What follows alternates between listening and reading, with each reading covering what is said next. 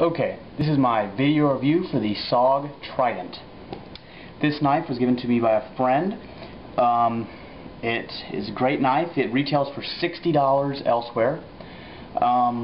This knife is the Tanto version, as you can see by the blade shape. It's a great knife. I took this with me to Philmont, New Mexico. It's a scout ranch where I backpacked for 2 weeks. Served me well, helped me open everything I needed to open, and just an overall great knife. This is the all black version. Great knife, very sturdy. When I got it, there was no wiggle in the knife blade, no play at all, side to side or up and down.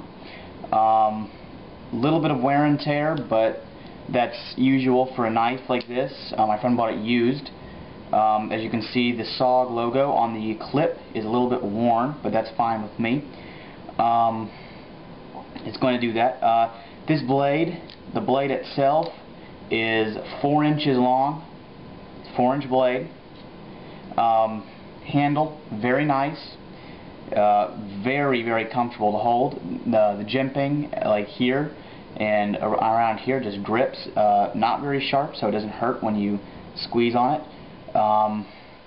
Contrary to what Nut and Fancy said about the SOG Trident for his version, the jimping up on top of the blade where you rest your thumb, he said that it was not very good jimping. The jimping on mine is very nice. I mean, it's a lot of resistance, very sharp, not going to cut you or anything, but it's still very nice jimping. Nothing to complain about there.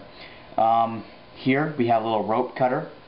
You can put a little rope inside there, like paracord or something. You can even put a rope like this right through there and cut it. I'm not going to right now because my knife is not very sharp. I have not been able to sharpen it since I got back. Overall weight, I think, is 3.2 ounces, which is very light for a knife this size. This is my EDC blade, everyday carry blade. Now, something I have found to be not so useful was the fact that this right here, this is the safety. Basically, when it's down, it means you can open the blade. When it's up, it means you can't open the blade at all. Now, this lock right here, the lock right now is not working very well. As you can see, there's a little bit of play, but it still won't open. You'd have to like yank it open with a whole bunch of force. Now, also, this lock right here is based off an axis lock, as I understand. Basically, all you do, it's a very strong lock, so all you do is take this, press it down, down, and then your knife will be able to close. Without that, it won't close. You can press, you can hit it against something and it won't close. Also, this knife is a spring assist knife, which means that there's a spring inside here which helps flip it open. The spring in this one is very old and it's not very springy anymore, so it's hard to do. But it's a lot of fun when it's brand new because it goes real fast. But all you have to do, these two thumb studs right here are very nice. They have, I'm not sure what the correct word for it, look kind of like a volcano, but it's perfect texture against your thumb and when pushing up, and it's good for left and right-handed users, as you can see. Oh, and also, back to the blade, you can tighten or loosen it by this little screw right here. You just put your your torque screw in there and twist it to tighten it or loosen it, and there you go. The steel in this knife is AUS 8, AUS 8 steel. Okay steel, it's not the best. Now, something I did notice was that it did not keep its sharpness very well. I mean, it's not sharp at all. Like, it's a struggle for me to cut this piece of rope, and this is a fairly easy piece of rope to cut. Like, it's quite hard. And this is over 2 weeks of hard use, so that's probably why. There we go. Cuts through the rope, fine, 3-stranded nylon rope. So I mean, it's handy. When this thing is sharp, this thing is amazing. You can rip through rope, plastic, anything you want with ease. And as you said, this is a nice cutter.